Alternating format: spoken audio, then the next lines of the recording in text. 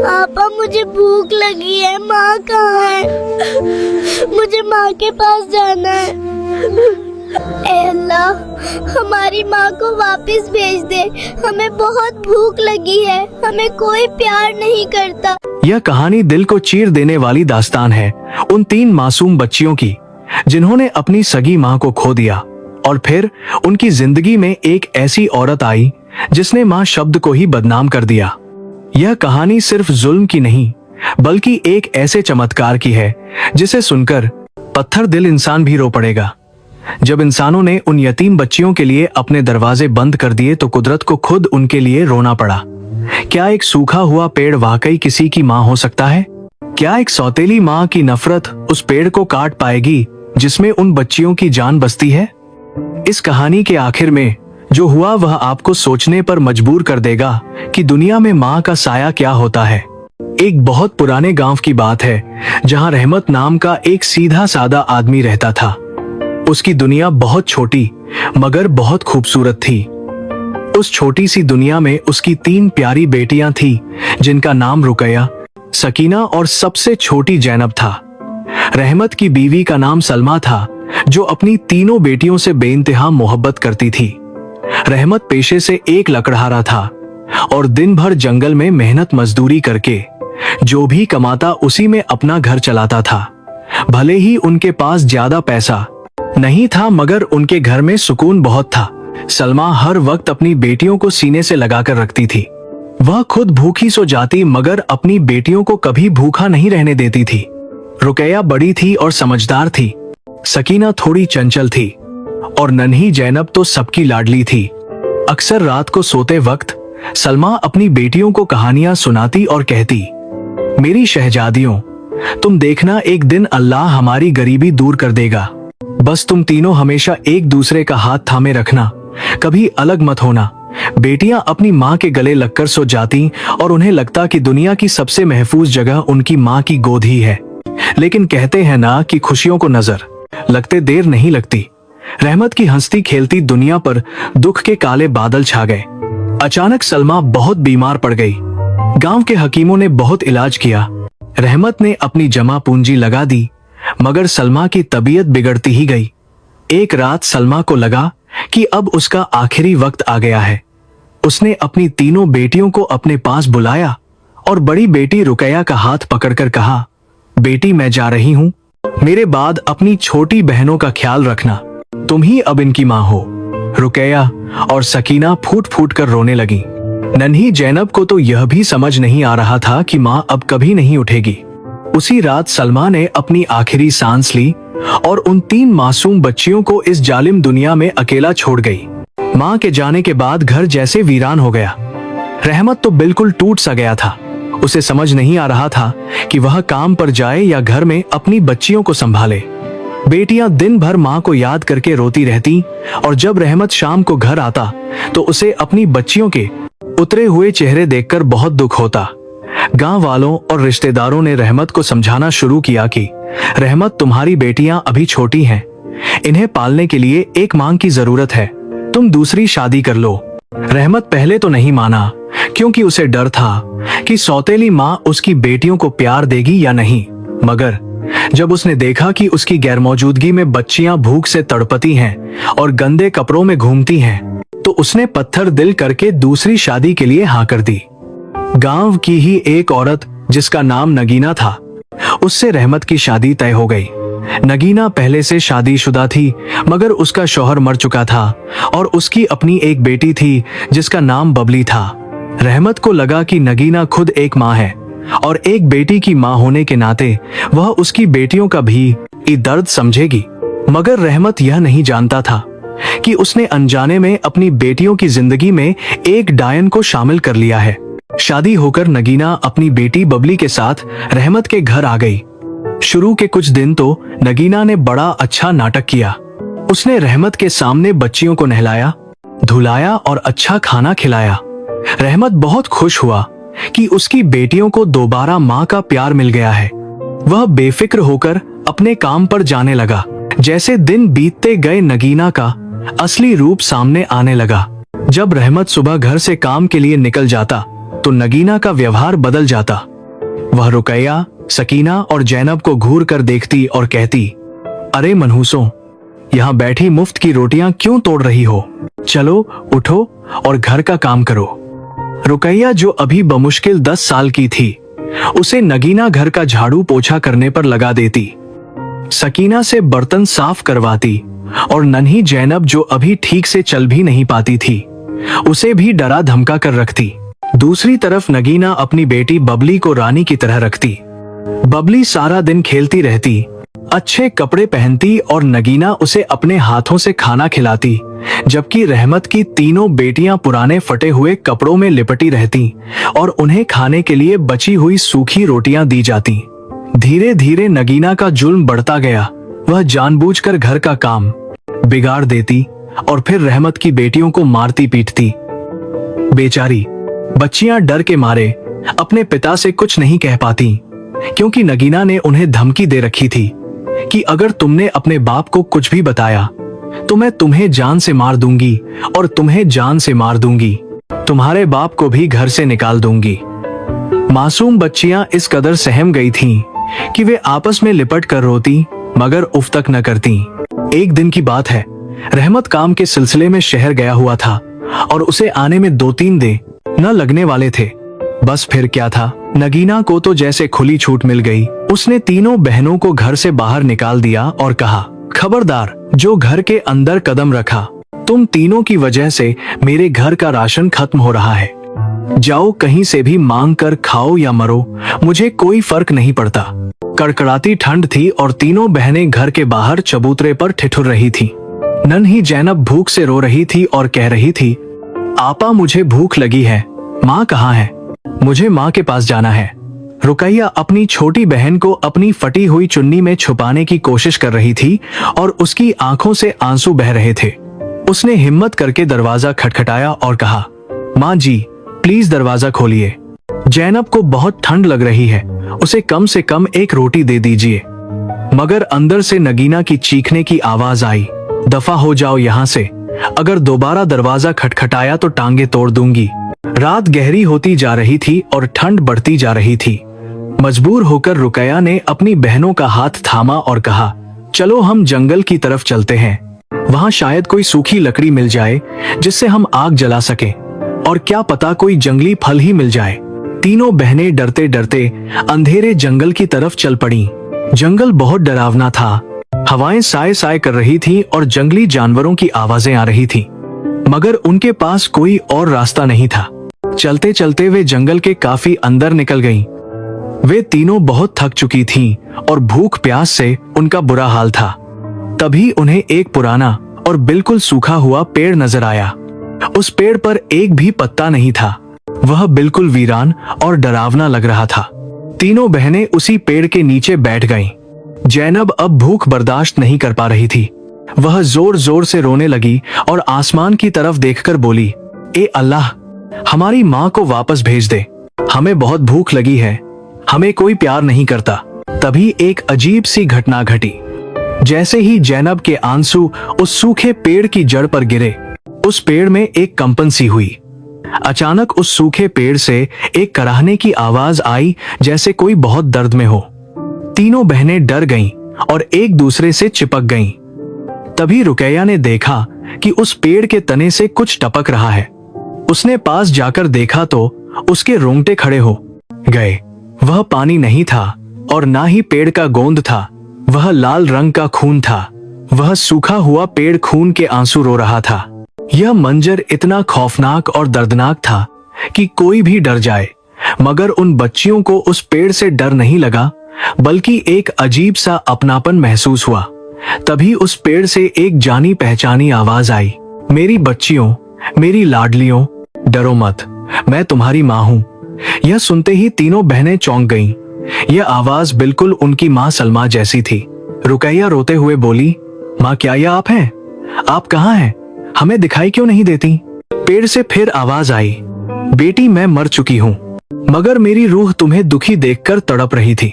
अल्लाह ने मेरी दुआ कबूल की और मुझे इस पेड़ के रूप में तुम्हारे पास आने की इजाजत दी, ताकि मैं तुम्हारी भूख मिटा सकूं। मेरी बच्चियों देखो, ऊपर देखो, मेरी शाखों पर तुम्हारे लिए फल लगे हैं। तीनों ने ऊपर देखा तो हैरान रह गईं। जो पेड़ अभी तक बिल्कुल सूखा था, उस पर अचानक बड़े बड़े और सुनहरे रंग के सेब लटक रहे थे। वे सेब दिखने में ही इतने रसीले और जादुई लग रहे थे कि देखते ही भूख और बढ़ जाए। मांग की आवाज आई, मेरी बच्चियों, इन फलों को तोड़ लो और जी भरकर खाओ। यह जन्नत के फल हैं, इन्हें खाकर तुम्हें कभी भूख नहीं लगेगी। तीनों बहनों ने जल्दी जल्दी वह फल तोड़े और खाने लगीं। जैसे ही उन्होंने पहला निवाला लिया, उनके शरीर में एक अजीब सी ताकत आ गई। वह फल इतना मीठा और स्वादिष्ट था कि उन्होंने जिंदगी में ऐसा कुछ नहीं खाया था। पेट भरने के बाद उन्हें नींद आने लगी। मां ने कहा, मेरी बच्चियों, इसी पेड़ की छांव में सो जाओ, मैं सारी रात तुम्हारी हिफाजत करूंगी। उस रात जंगल के खतरनाक जानवरों के बीच भी वे तीनों बहनें बेखौफ होकर सोईं, क्योंकि उन्हें पता था कि उनकी मां उनके साथ है। सुबह जब उनकी आंख खुली तो उन्होंने देखा कि उनकी गोद में कुछ और फल रखे हैं। मां की आवाज आई, बेटियों, यह फल अपने साथ ले जाओ और जब भी भूख लगे इन्हें खा लेना, मगर खबरदार, यह बात किसी को मत बताना, खास तौर पर अपनी सौतेली मां को बिल्कुल नहीं। तीनों बहनें खुशी खुशी घर वापस आ गईं। उनका चेहरा अब खिला हुआ था और आंखों में चमक थी। जब वे घर पहुंची तो नगीना ने उन्हें देखकर मुंह बनाया और बोली, आ गई मनहूस। मैं सोच रही थी कि रात भर में कोई जानवर तुम्हें खा गया होगा, मगर तुम तो बेशर्मों की तरह वापस आ गईं। वैसे क्या खाया है जंगल में? चेहरे बड़े चमक रहे हैं। रुकैया ने डरते हुए कहा, कुछ नहीं मां जी, बस जंगल में पानी पी लिया था और वहीं सो गए थे। नगीना को शक तो हुआ, मगर उसने ज्यादा ध्यान नहीं दिया। दिन बीतते गए। अब तीनों बहनों का यह रोज का नियम बन गया। जब भी नगीना उन्हें खाना नहीं देती या घर से निकाल देती, वे तीनों चुपचाप जंगल में उस पेड़ के पास पहुंच जाती। वहां जाकर वे अपनी मां से बातें करती, अपना दुख दर्द बांटती और पेड़ उन्हें मीठे फल देता। धीरे धीरे उन लड़कियों की सेहत सुधरने लगी। वे पहले से ज्यादा खूबसूरत और तंदुरुस्त हो गईं। उनके चेहरे पर एक नूर रहने लगा। यह बात नगीना को खटकने लगी। वह सोचती थी कि मैं इन्हें खाने को एक दाना नहीं देती, दिन भर इनसे काम करवाती हूँ, फिर भी यह इतनी खुश और सेहतमंद कैसे हैं? जरूर कोई राज है जो यह मुझसे छुपा रही हैं। दूसरी तरफ नगीना की अपनी बेटी बबली ज्यादा खाने और आराम करने की वजह से बीमार और आलसी होती जा रही थी। नगीना की जलन और बढ़ गई। उसने ठान लिया कि वह इस राज का पता लगाकर रहेगी। एक दिन जब नगीना ने तीनों बहनों को जंगल की तरफ जाते देखा तो उसने बबली को बुलाया और कहा, बेटी, आज चुपके से इन तीनों का पीछा कर। देख तो सही यह जंगल में जाकर करती क्या है, कहां से खाती हैं। बबली दबे पांव तीनों बहनों के पीछे पीछे जंगल की तरफ चल पड़ी। तीनों बहनें बेखबर थीं कि कोई उनका पीछा कर रहा है। वे उसी सूखे पेड़ के पास पहुंची और पेड़ से लिपट कर रोने लगी। माँ, हम आ गए, हमें भूख लगी है। बबली एक झाड़ी के पीछे छिपकर यह सब देख रही थी।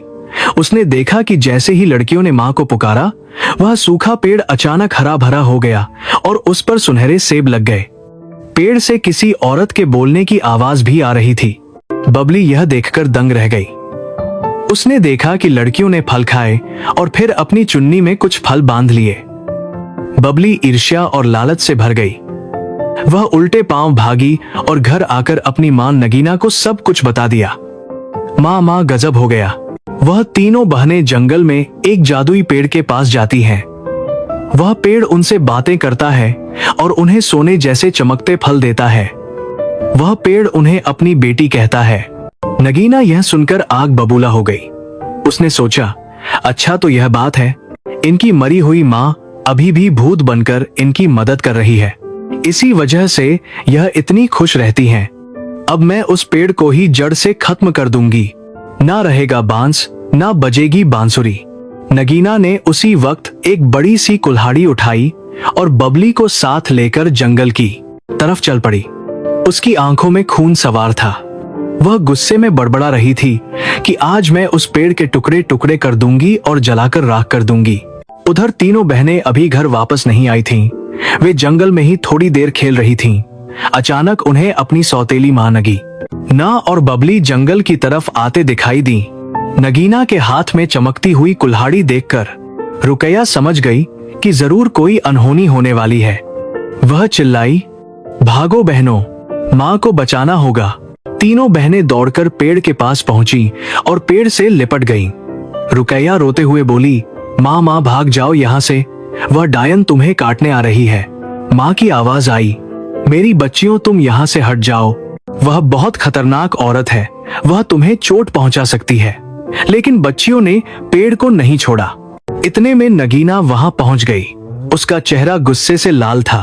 उसने तीनों लड़कियों को बाल पकड़कर खींचा और पेड़ से दूर फेंक दिया। हट जाओ मनहूसों, आज मैं इस भूतिया पेड़ को काटकर ही दम लूंगी।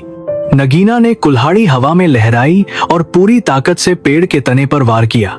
जैसे ही कुल्हाड़ी पेड़ पर लगी, पेड़ से एक भयानक चीख निकली, जैसे किसी इंसान को गहरा जख्म लगा हो और वहां से खून की धार फूट पड़ी। यह देखकर बच्चियां चीख उठी, नहीं, माँ को मत मारो। लेकिन नगीना पर तो जैसे शैतान सवार था। उसने हंसते हुए कहा, आज मैं देखती हूँ कौन आता है तुम्हें बचाने। मैं इस पेड़ को जलाकर इसकी राख से अपने चूल्हे की आग जलाऊंगी। नगीना ने दोबारा वार करने के लिए कुल्हाड़ी उठाई, लेकिन तभी कुदरत का करिश्मा हुआ। अचानक आसमान में काले बादल घिर आए और तेज आंधी चलने लगी। जंगल के सूखे पत्ते गोल गोल घूमने लगे। उस सूखे पेड़ की जड़ें अचानक जमीन से बाहर निकलने लगी, जैसे कोई सोया हुआ दानव जाग गया हो। नगीना और बबली डर के मारे कांपने लगी। पेड़ की शाखाएं, जो अभी तक सूखी थीं, अचानक सांपों की तरह लहराने लगी। पेड़ से एक भारी और गुस्से वाली आवाज आई, ए पापी औरत, तूने मासूम बच्चियों को सताया है, तूने एक मां की ममता पर वार किया है, अब तेरा अंजाम बहुत बुरा होगा।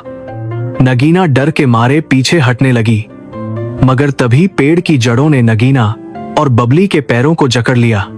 वे दोनों चिल्लाने लगीं, छोड़ो हमें, छोड़ो, बचाओ। मगर वहां कोई बचाने वाला नहीं था। बच्चियां भी यह मंजर देखकर डर गईं, लेकिन पेड़ ने उन्हें अपनी एक शाखा से प्यार से सहलाया और कहा, डरो मत मेरी बच्चियों, यह तुम दोनों का कुछ नहीं बिगाड़ पाएंगी। पेड़ की जड़ों ने नगीना और बबली को हवा में उल्टा लटका दिया। नगीना माफी मांगने लगी, मुझे माफ कर दो सलमा बहन, मुझे माफ कर दो, मैं आइंदा कभी इन बच्चियों को नहीं सताऊंगी, मैं तुम्हारे पैर पड़ती हूँ। लेकिन पेड़ ने कहा, अब बहुत देर हो चुकी है, तूने माँ होने के नाम पर कलंक लगाया है, तूने इन फूलों जैसी बच्चियों को भूखा रखा, मारा, पीटा, अब तुझे इसकी सजा मिलेगी। अचानक पेड़ की शाखाओं से कांटे निकल आए और उन्होंने नगीना और बबली को कसना शुरू कर दिया। वे दर्द से चीखने लगीं। तभी वहां रहमत भी आ पहुंचा। वह शहर से जल्दी वापस आ गया था और घर पर किसी को न पाकर जंगल की तरफ ढूंढता हुआ आया था। अपनी बीवी और सौतेली बेटी को पेड़ से लटका देख और अपनी तीनों बेटियों को रोता देख उसके पैरों तले जमीन खिसक गई। वह भागकर वहां आया और बोला, यह सब क्या हो रहा है? सलमा की आवाज पेड़ से आई, रहमत देखो, तुमने अपनी बच्चियों को किसके भरोसे छोड़ा था? यह औरत इन मासूमों पर कितना जुल्म करती थी। यह आज इन्हें मारने और मुझे हमेशा के लिए खत्म करने आई थी। रहमत को अपनी गलती का एहसास हुआ। वह घुटनों के बल बैठ गया और रोते हुए बोला, मुझे माफ कर दो सलमा, मैं अंधा हो गया था। मुझे नहीं पता था कि मेरी फूलों जैसी बच्चियां इतना दुख सह रही हैं। मैंने पिता होने का फर्ज नहीं निभाया। मुझे माफ कर दो और मेरी बच्चियों को अपने साथ ले जाओ, ये दुनिया इनके लायक नहीं है। पेड़ ने रहमत की तड़प देखी तो उसका गुस्सा थोड़ा शांत हुआ। उसने कहा, रहमत, मैं तो रूह हूं, मैं इन्हें अपने साथ नहीं ले जा सकती, मगर मैं इन्हें अब और दुख में नहीं देख सकती। पेड़ ने अपनी जड़ों को ढीला किया और नगीना और बबली को जमीन पर पटक दिया। वे दोनों डर के मारे थर थर कांप रही थीं। उनका घमंड चूर चूर हो चुका था। पेड़ ने नगीना से कहा, निकल जा यहाँ से। अगर तूने कभी मेरी बच्चियों की तरफ आंख उठाकर भी देखा तो मैं तुझे पत्थर का बना दूंगी। नगीना और बबली जान बचाकर वहां से ऐसे भागी कि पीछे मुड़कर भी नहीं देखा। कहते हैं कि वे गांव छोड़कर हमेशा के लिए चली गईं और फिर कभी दिखाई नहीं दी। रहमत ने अपनी तीनों बेटियों को गले लगा लिया और खूब रोया। उसने कसम खाई कि अब वह कभी अपनी बेटियों को अकेला नहीं छोड़ेगा और कभी दूसरी शादी नहीं करेगा। उस दिन के बाद से रहमत और उसकी तीनों बेटियां खुशी खुशी रहने लगे। वह पेड़ हमेशा हरा भरा रहने लगा। हालांकि उसमें से अब आवाज नहीं आती थी, मगर वह हर मौसम में मीठे और सुनहरे फल देता था, जिससे रहमत और उसकी बेटियों की गरीबी भी दूर हो गई। जब भी बेटियों को मां की याद आती, वे उस पेड़ के पास जाकर बैठ जाती और उन्हें महसूस होता कि मां की गोद आज भी उनके लिए वही है। गांव वाले भी उस पेड़ को पूजने लगे और उसे मां का पेड़ कहने लगे। यह कहानी हमें सिखाती है कि दुनिया के सारे रिश्ते झूठ हो सकते हैं, मगर मां का रिश्ता कभी झूठा नहीं होता। मां चाहे जिस्म से दूर हो जाए, मगर उसकी रूह हमेशा अपने बच्चों के आसपास रहती है और उनकी हिफाजत करती है। दोस्तों, मुझे उम्मीद है कि आपको यह कहानी और इससे मिली सीख बहुत पसंद आई होगी। अगर आपको यह वीडियो अच्छा लगा हो तो इसे लाइक करना न भूलें, अपने दोस्तों और परिवार के साथ शेयर करें।